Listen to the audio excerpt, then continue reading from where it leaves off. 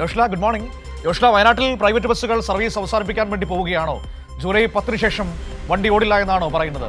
ഇനി ഓടണമെങ്കിൽ എന്തെങ്കിലും നീക്കുപോക്കുകൾ വേണം, വിദ്യാർത്ഥികളുടെ കൺസെഷൻ നിരക്കൊക്കെ കൂട്ടണം എന്നാണോ ബസ് ഉടമകളുടെ ആവശ്യം?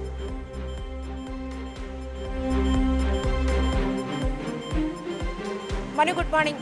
മനു, 10-ാം തീയതി മുതൽ സർവീസ് നിർത്തിവെക്കാനുള്ള തീരുമാനത്തിലേക്ക് പ്രൈവറ്റ് ബസ് ഉടമകൾ പോവുകയാണ് എന്നാണ് ഇന്നലത്തെ ചർച്ചയ്ക്ക് ശേഷം ഞങ്ങളോട് വിശദീകരിച്ചിരിക്കുന്നത്. ചർച്ചയിൽ ഒരു തീരുമാനവും ആയില്ല എന്നുള്ളതാണ് ഒരു യാഥാർത്ഥ്യം. KSRTC ഉന്നതതല അധികൃതരുമായി ചർച്ച നടത്തും, അതിനുശേഷം തീരുമാനമാകും, സമയത്തിലൊക്കെ തന്നെ വ്യത്യാസം വരുത്തും, സമയക്രമം വ്യത്യാസപ്പെടുത്തും എന്നൊക്കെയായിരുന്നു നേരത്തെ ADM ഇവർക്ക് നൽകിയ വാക്ക്.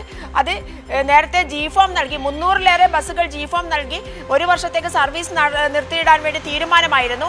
ആ തീരുമാനം നടപ്പിലാക്കാതിരിക്കാനായിരുന്നു അന്ന് ADM ഇവരുമായി ചർച്ച നടത്തി. ഇവർക്ക് കുറെ വാഗ്ദാനങ്ങളൊക്കെ നൽകിയിരുന്നു. അതിലൊന്ന് സമയക്രമം, പ്രിയദർശിനി സൗജന്യയാത്ര ബസ് സർവീസ് ഇവർക്ക് വലിയ നഷ്ടം വരാതെ, അതായത് സ്വകാര്യ ബസ് ഉടമകൾക്ക് വലിയ നഷ്ടം വരാത്ത വിധത്തിൽ സമയക്രമീകരിക്കും എന്നുള്ളതായിരുന്നു ഒരു വാക്ക്. മറ്റൊരു വാക്ക്, വിദ്യാർത്ഥി സംഘടനകളുമായി ചർച്ച ചെയ്ത്, വിദ്യാർത്ഥി പ്രതിനിധികളുമായി ചർച്ച ചെയ്ത് അവരുടെ ബസ് ചാർജ് വർധന അതിനെ കുറിച്ച് തീരുമാനമാക്കും എന്നുള്ളതായിരുന്നു. എന്നാൽ ഇന്നലെ രാവിലെ 11 മണിക്ക് ADM-ഉം കലക്ടറും ഒക്കെ വിളിച്ചു ചേർത്ത വിദ്യാർത്ഥി സംഘടനാ പ്രതിനിധികളുടെ യോഗത്തിൽ അതിനായി വന്നു ചേർന്നത് SFIയുടെ പ്രതിനിധികൾ മാത്രമാണ്. KSU അതുപോലെയുള്ള മറ്റ് സംഘടനാ പ്രതിനിധികളൊന്നും തന്നെ ഈ യോഗത്തിലേക്ക് വന്നു ചേർന്നില്ല. അതുകൊണ്ട് ആ യോഗം നടന്നില്ല എന്നുള്ളതാണ് യാഥാർത്ഥ്യം. അതിനുമുപരി ഈ ബസ് ഉടമകൾ ഇത്തരത്തിലുള്ള മറ്റു കാര്യങ്ങൾ ക്രമീകരണം KSRTC പ്രതിനിധികളുമായിട്ടൊക്കെ നടത്തിയ ചർച്ചയിൽ 2 മണിക്ക് ശേഷമാണ് ആ ചർച്ച നടന്നത്. ആ ചർച്ചയിൽ സമയക്രമീകരണം അംഗീകരിക്കാനാവില്ല എന്ന് KSRTC അധികൃതർ അറിയിച്ചു. അതുപോലെ ബസ് ഉടമകൾ പറഞ്ഞ മറ്റൊരു കാര്യങ്ങളും അംഗീകരിക്കാൻ അവർ തയ്യാറായില്ല. അതുകൊണ്ട് തന്നെ ആ യോഗം അലസിപ്പിരിയുന്ന അവസ്ഥയിലേക്ക് മാറി.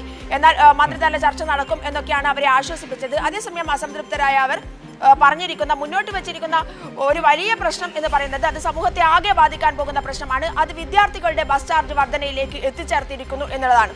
25% സാധാരണ യാത്രാ നിരക്കിന്റെ 25% വിദ്യാർത്ഥികളിൽ നിന്നും ഈടാക്കിക്കൊണ്ട് ബസ് സർവീസ് നടത്താനാണ് ഇപ്പോൾ വയനാട്ടിലെ ബസ് ഉടമകളുടെ തീരുമാനം. അത്തരത്തിൽ ഒരു തീരുമാനം എടുത്തതിനെതിരെ SFI രംഗത്ത് വന്നിട്ടുണ്ട്.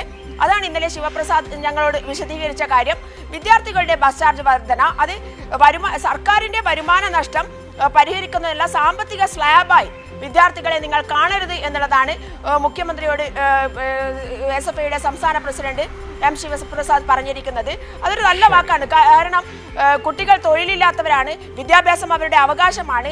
ഇതൊക്കെ വെച്ചുകൊണ്ടാണ് അവരെ ഒരു സാമ്പത്തിക നഷ്ടം പരിഹരിക്കാനുള്ള, വരുമാന നഷ്ടം പരിഹരിക്കാനുള്ള പ്രിയദർശിനി സൗജന്യയാത്ര 1 ലക്ഷം 1.5 ലക്ഷം രൂപ സാലറി വാങ്ങുന്ന സ്ത്രീകൾക്ക് അനുവദിക്കുന്ന സമയത്ത് തന്നെ ഒരു വരുമാനവുമില്ലാത്ത, വിദ്യാഭ്യാസത്തിന് ഒരുപക്ഷെ ഒരു പൈസയുമില്ലാതെ രാവിലെ ഇറങ്ങേണ്ടി വരുന്ന കുട്ടികൾക്ക്, ആ കുട്ടികളുടെ കയ്യിൽ നിന്നും ഈ വരുമാന നഷ്ടം ഈടാക്കാൻ വേണ്ടി സർക്കാർ ശ്രമിക്കുന്നു എന്നുള്ളതാണ്.